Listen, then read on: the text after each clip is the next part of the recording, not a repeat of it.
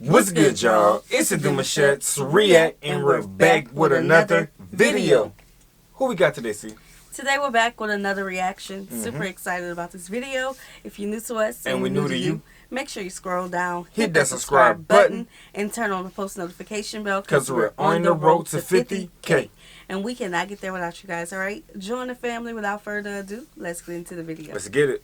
Child, I realized that I can't. It's a lot of things that I could use to make money that now is a no-go. So anything with street aspirations that I might have thought about pursuing or been good at, I now am a single parent and I gotta redo this thing. So I need comedy to really work out for me. Right. And me and God go into extreme conversation where I'm explaining to him that I'm a crash out dummy if he don't send me a lifeline. Like I need something I can hold on to. Those conversations. Before I had left Florida, I did stand up one time because we was trying to get in the club. I didn't have ID. So I said I was a comedian. They ended up having me do 5 minutes. But I kept that in my head that I had done that. When we get to Oklahoma, they're having a competition for stand-up. And if you win, you get to go out on the road with Jeff Foxworthy and Dan Whitney, who is Larry the Cable Guy, and Richard Jenny, and these great comics. You get to open for them. And once I did that, I realized, okay, as a comedian, I'm like way behind schedule. I done started this too late. All the funny guys are already funny and known names. Like, how am I going to progress? So I realized that I do better with a white audience than I do with a black audience. And I'm not sure why that's occurring, okay, but the white audience likes me more. That's wow. Interesting. So when I moved to Sacramento, it's because Sacramento has a white and a black audience almost 50-50. That's okay. Almost the makeup of Sacramento. So I lived in Sacramento for 2 years until I get to the point where I am equally as funny if the room is black as I am if the room is white. Okay. That's not enough. Now I need to be one of the good ones when it comes to black comics. So now I have to move to Oakland, and that's what lands me in Oakland for 3 years. Once I have dominated male black comedy in Oakland to my liking, now I'm prepared to go to Los Angeles now. Now I know you can't throw me any curveballs if it's... First of all, everybody want to get straight to the top. Yeah. All they see is where they want to be. They never break it down. Like, they don't make attainable goals, and then they quit once they shoot and they miss. Yeah, 100%. Yeah. That's a fact. That's a big fact. That's how you separate a person who's doing something just for the fun of it and a person who's doing it for their life. That's a whole business plan, baby. Facts. It's like he's holding on to what he said he was going to do even when the feeling left. And then at the same time, taking up a little territory and learning his audiences in the process. Really building up his stuff. And I always say this, and I always say this, it's important to take baby steps. Baby steps. And baby steps going to have you taking the most slowest yet most uncomfortable progress steps that you can never take until you take off, and then people trying to keep up with you, and that's it. That's how he did it, man. Consistency. That's what it's about. And research. He was business plan. You know he was doing his research. Yes, he was. You know he was doing his research. A white audience, if it's a black audience, no matter what they are, I'm prepared to deal with all of the audiences. Do you write jokes according to the audience that you're going to be in front of, or is your joke universal? Well, in the beginning, part of my framework is that I'm tailoring every show to this audience. Okay. And that's how I was able to show my range and show that I was better than my competitors, is that I'm Katt Williams, but I was still doing clean comedy. So I was still going to churches and doing 45 minutes of stand-up at the church with no curse words, no sex, drug material, none of that, just straight stand-up. And then I was doing everything else. And Who's your audience? You doing it just to do it? Are you doing it for a purpose? Who is your audience? Yeah. Wow. I think around that time, like, you can kind of clock what type of joke is going to be performed. And when you have range, you hitting people where a lot of them not, like, that tickle button is going to be unreachable to a lot of other comedians because they don't have as much range. You know what I'm saying? They can't do a stand up without a curse word. Yes, sir. Hold on though, but hold on. At the regular club. Yeah, that was the range. Is that where when in Rome, do as the Romans do. So that's how I started. But as you begin to get better, you begin to be able to speak to your entire fan base. And that's really what's been helpful, is that I've been having the same conversation with my fan base for 12 comedy specials. Wow. Is that what set Katt Williams apart? Is your range? Is that you can do a comedy, do 45 minutes in the church. I can go to a comedy club in front of 250, or I can go into an arena with 15,000. That's range, because everybody can't do that, Katt. Well, if that's what range is called, then yeah, it's range. But I like the people I'm talking to. You see what I'm saying? So it's not like it can't be condescending. Because I'm talking to my white male friend when I'm telling that white joke. Right. When I'm talking about this joke about this black lady, I know that black lady. That's who I'm talking to. Clocking it. Listen. Real time. Listen. Yes, sir. You gotta like your work. Mm-hmm. If y'all on the other channel, y'all already know we get into some tough things. Yeah, we talk about it. We get into it. And I remember when we first started dwelling into, like, you know, the race stuff, and I was like, babe, I don't want nobody to be mad at us. But we gained an even more diverse audience after those topics. Yeah, that's because we didn't water down our information. You know what I'm saying? We kept it real raw. Gave it to them like the information, like just like how the content was coming back to us, was giving it right back to y'all, as if we was really having a real authentic one-on-one conversation. You know what I'm saying? And the fact that he said that he likes his audience, that's important. that is very important, because I don't really want the topic is about race right now, right? But there may not be comedians who can speak to another race. You know what I'm saying? Yeah, without offending. Yeah, you got a point. Or for it feeling forced. They don't want to make it feel forced on the ears of the people, and they really feel uncomfortable by it. You know what I'm saying? So, yeah. And you can tell when they're not really in it. Yeah. Speaking to this fan base that I've been speaking to from the beginning, I already told them what I was on when I first came in. I told them they was going to come after me, they was going to cancel me, they was going to say terrible things about me and try to mess my life up. I said that coming into stand-up. I'm saying it in my So you face. knew it was going to be. It has to be. I know I'm going into the belly of the beast. How could I be naive? I know that I'm going into Satan's playground, but I'm trying to be so good that you got to bring me in so close that I can see who's doing what and what's going on in there. Were you always funny? Did you always want to be a comedian?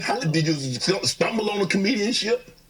No, I loved what they did, and so I studied them. All of them. I studied all of the white comedians because I wanted to know, why is Monty Python funny? Why is Don not so talented? I wanted to know, what is George Carlin's thing? Like, so I studied all of the comedy masters regardless of the field because I loved to laugh. I didn't know that these people were making a great living at doing this. I thought this is just what they did. They tell jokes. They're funny people. But I loved the craft. And that's why when I got into the craft, I thought it was my obligation to make sure that I kept writing new material so much that it forced these comedians to stop doing the set they've been doing for 10 years and keep writing some new stuff. And I knew that if I could get that to take on, that most of these bums would have to just quit comedy because they can't keep up. They're not going to keep writing an hour worth of material. Right. I've written an hour worth of material 19 times. They're not going to do it. Why? Because they're not creative writers. They want to get somebody else and have them write it and put it together. And then they studied. So, if I'm listening to you correct me if I'm wrong. I think the best thing that ever happened was the internet. Because now they have to. Because normally, like you said, you could do a set and you do that set in Kansas City. People ain't heard it in San Francisco. People ain't heard it in Miami. They ain't heard it in Detroit, Chicago, Atlanta, so forth and so on. Now you do a set, it's on the internet. Somebody heard it. So you can't do multiple a set people. And make it last 3 months, 4 months. Multiple people. Yeah, that was the difference between the early 2000s and how it is now in 2024. You know what I'm saying? Like, we didn't have the internet to where they can do a comedian skit and then it will be reposted and reposted and you have all these different, you know what I'm saying, whatnot on the internet. Back then it was like once it happened, you had to either be there or you had to go to somebody on the street who had the tape. Right. That's a huge difference. That's a huge difference. Yes, Big facts. It doesn't allow the regular comic the ability to grow is the real problem. Like, the part of comedy is me taking these jokes in January, and by March, I've begun to craft this joke. Okay. It's not as simple as it was. When I wrote it, it was just da-da-da-da-da. But now it has the complexities of the fact that I'm having to deliver this to an East Coast audience, a down South audience, a Midwest audience, a Utah audience, a Colorado audience. And so it begins to take on a different complexion because you're having to deliver it to different people. Okay. And so this is what sharpens your joke. You then take those sharpened jokes and make a special. Not you just randomly take some. So it's a process. You don't allow them to process if the first time the guy did the joke, now that's his joke and the joke is everywhere. No, I like that. And that goes back to what you said, man. And I myself about taking baby steps. When you just go straight to the top, you have a dull sword. You can't cut nothing down with that, bro. But when you take baby steps, bro, how sharpen your craft becomes is indestructible. Like, you different with it then. You know what I'm saying? You different with it. Yes, for instance, those jingles. Well, not jingles. Well, people will say something and then go super viral and that's all they have and they getting booked for this. Facts. And they don't have nothing else. Right. So they got to keep doing it. We saw that. A few times. In Louisiana. We saw that a few times. We saw that in Louisiana, our home state, y'all know. Mardi Gras, how a guy went viral for dancing to, was it Kevin Gates? Yeah. Dancing to Kevin Gates. Yeah. That's all he had. So the next time when he went on stage, he was dressed like that so people could remember him. Yeah, and that's not comedy, but that's what I mean about the internet. You know, that's all they know you for. When they see you one way, especially if you just shoot up there like that, it's going to be hard to kind of get out of that and give them something different. Right. You know what I'm saying? Unless you come with something fire. Right. So something real fire. What he mean about, you know, sharpening the jokes, doing it over and over and over, it's just like football. It's just like drills. Yeah. You know, keep going to where when you do get to the end, it's fire. Yeah. But the internet is just so fast paced now. Fast paced. Yeah. And let's say the first time your joke is filmed and they put it out there and you messed up. Like, you didn't tell a joke how it was supposed to be. Right. You know? Cancel culture is real, unfortunately. Just sets it up for people to steal. So how many times must you tell a joke before you master it? Uh-oh. How many times have you had to sleep with a woman before you're done with her? Well, what? Well, what? That's not fair. If it's great, never. What? Hey, make it last forever. Yeah. If you get it, if you know, you know. Yeah. Keep going. It gets better. If it ceases to have usefulness, so it has been spoken. One and done. Right. When did you know you were What next day? Probably about 10 years ago. 10 years ago? Yeah, about 10 years ago. So you didn't think as a child, because obviously you said the very structured background, your family was very religious, so obviously you didn't get an opportunity. And yeah, like I never did a talent show. I was never any extracurricular activities. I was never in drama. I was never in band camp. I was never a Boy Scout. And you didn't stay in school long enough to get funny because you dropped. You understand? You understand? So you understand. So there was no, like, I don't tolerate high school games. I didn't go to high school. I don't know how most of the games they think I play, I'm not even aware of them. But Katt, for you to get on stage, and like I said, a lot of people, like a lot of comedians, I had a few here, they're like, okay, you know, I told jokes to get girls, I told jokes to, you know, get people to laugh at someone else. Yeah. But you is like, you say you did comedy one time in Florida. Yeah. And you had this other opportunity, like in Oklahoma, that they were going to take you out if you won the talent show. You was going to go on the road with these well-known comedians. And I did. But I'm just saying, how in Florida at 13, 14 years of age, you like, 16, I can do that. Well, because I knew that there were a lot of other things I could do. Like, when I looked at drug dealers, I thought I could do that. Yeah. But that's easy. So, right. And who doesn't like that? Right. Yeah. I'm trying to figure out how I'm going to make it. But now that I got to do it on this side, but no, your question was, when did I think I was funny? I never was my biggest fan. To this day, I'm not the biggest fan. I'm a fan of comedy. I like great comedians. Like, I like Chappelle. I like Patrice O'Neal. Like, I like the greats of comedy because I do. Like, I like Ron White. I like Bill Engvall. Like, I know comics. Like, people that did the craft, they raised me. I was touring with Steve Marmel and Richard Jenny, a real journeyman. So my comedy upbringing was standard. I thought you had to work all night, every night, all around the country, and you had to write jokes, and that you were trying to write jokes that other people weren't writing, and that your job was to be funnier. Like, people that know me will tell you I've been on this. Like, I had a list of all the black comedians that were more famous than me. There was 300 of them on the list, and I had to be able to cross them all out before I could make it to the next level, before I felt like I was funny enough to do that. And fill in the shoes. I appreciate what competition does for sports and for my particular sport. And comedy is a sport. What gave you the confidence that you could get on stage? You remember I was 5 years old on stage.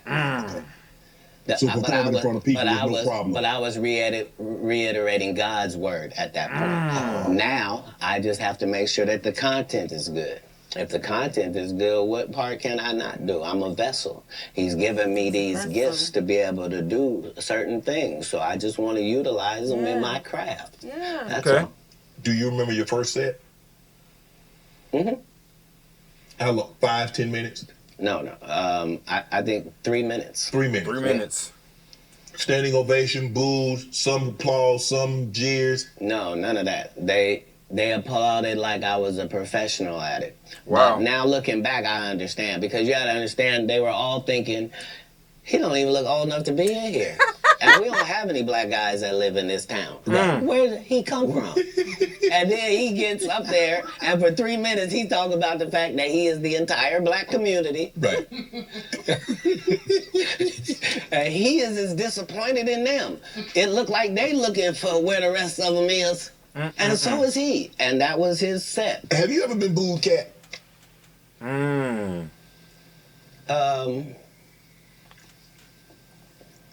Yes. I feel like Yeah. What?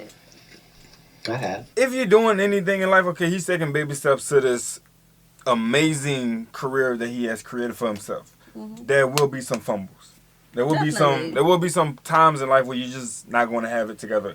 Even when we're recording y'all, I may not feel like I have given y'all my best, but when I go back and then I, prepare the video out for y'all, I'd be like, oh crap.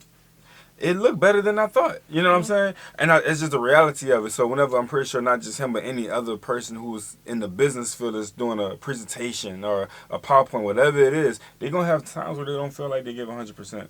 Right. I mean, and they're going to have times where they feel like they gave their 100% and people still say you suck. Yeah. Facts. But that's okay, because that That's suck facts. shouldn't stop nothing. Neither. I'm doing this and say you suck. No, you good. Neither shouldn't stop you. I feel like they all should be learning lessons. None is an actual loss. It's a learning tool for you to get better. So, yeah, let's see what happened. What was that feeling like? Did it like want to give up? Because because when you have, I don't know how early it was in your career.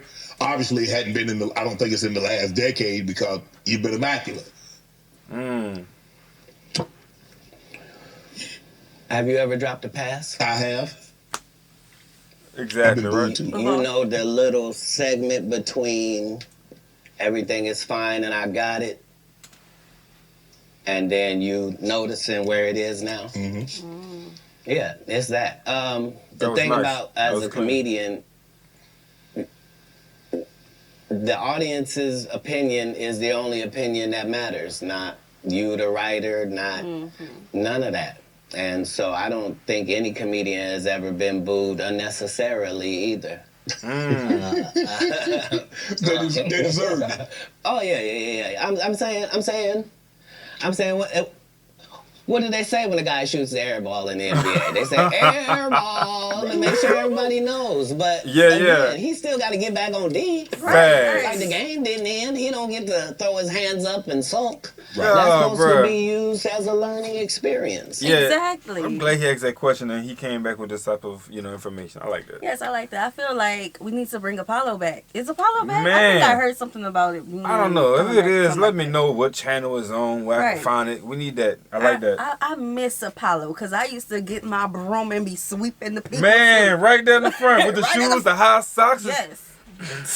Hey, Apollo really built tough skin. Like if you went on there and you got booed off and you came back to deliver, you a good one. Yeah. You know what I'm saying? You good. I think I brought that attitude from our childhood on the channel because we reacted to some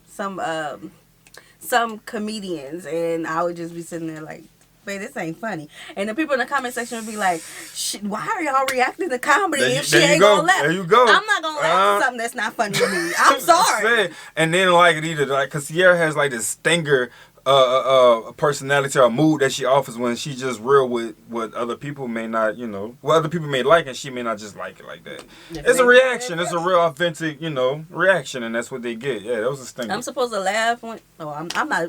Y'all gonna go look for who I'm talking about. Yeah. I'm not gonna do it. Hey, nothing wrong with it.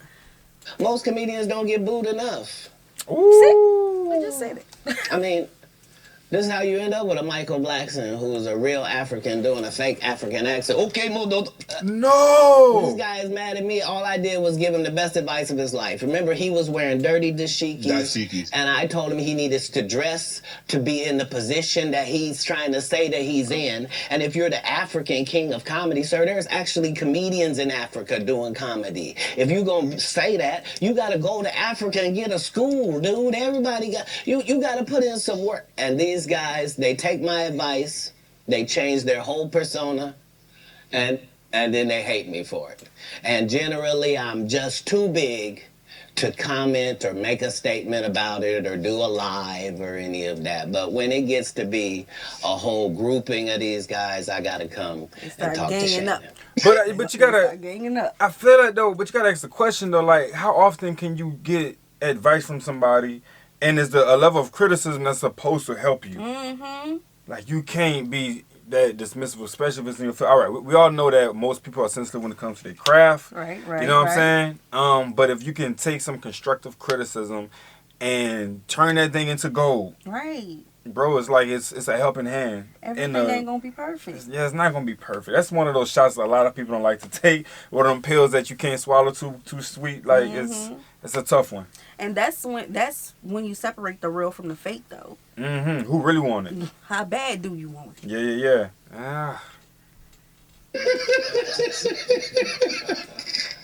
I gotta lay it down at the altar. You know every comedian. This is the other side of Kirk Franklin prank.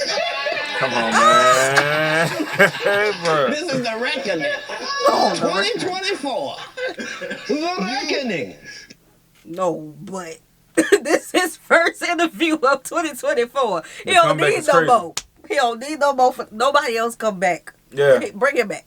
We need a part 2. Yeah, that'd be nice. That'd be nice, cause I feel like at the end of the day, he said a mouthful, but man, so he obviously said he's been in rooms where he know things that he's still not speaking about. Yeah, it's decades long of receipts. Yeah.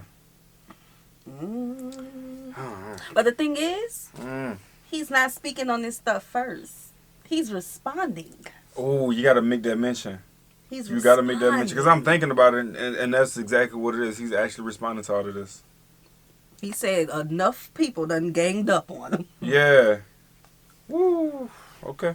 You watch it. You know every comedian that's been on my show. You watched every episode. Cause No, that's not what you said. You said I know every comedian. You know every comedian. You limiting me. Oh, you watched every episode. All right, we're gonna stop right here. You know. Yeah. I think we're gonna stop right here, you guys. Because he definitely spoke about, his incident about being booed, and I feel like his response was amazing. How he came back, like, did you ever drop a pass? You know what I'm saying? Yeah, and I feel like, you have a similar story like that about being booed, because you're an author with your book. You know what I'm saying? Like, it was a stage that your book's supposed to be presented on, and it didn't make the cut. Yeah, it didn't make the cut. So I did share this story on another video on the main reaction channel, but I'm gonna share a little snippet of it. I think it fits. Again. Yeah, it fits right here. Okay, so I am an author. I write plenty of books, plenty of genres, but this particular book was a Christian fiction book. It was real raw material, some of the things that happens in the lives of people in the church that may not, people shy away from, the real life part, like, when you're dealing with people in your family who's addicted to drugs and, things like that. And it stems from real life, right? Well, my book was chosen as a church's book of the month. Yeah. But when it got delivered, the pastor read it and it was like, I don't want my members to read that. And I'm like... but you wrote it for that. I wrote it for the church. Yeah. But, of course, I guess it was a boo moment. But it was. I feel like it was a boo moment. It just refined, the purpose behind the Came out with another one. Yes. Came out with another one. Came out with another. And I'm just saying, I wanted you to say that because it's important for people to realize that your boo moment don't have to be you on stage being booed in front of people. Mm-hmm. It's also in a form of being dismissed. It's also in a form of being like your craft is fit for what you're about to, present it to or go try to walk through the door of. Mm-hmm. And people are declining it. You know what I'm saying? Right. So, but it shouldn't stop you. Yeah, and you have to know your audience. Got to. That was my audience, but that particular church may not have been a part of the audience. You know what I'm saying? Oh, man. Yes. All right, y'all. We hope you guys enjoyed this video with us. Be sure to subscribe. We'll see you soon.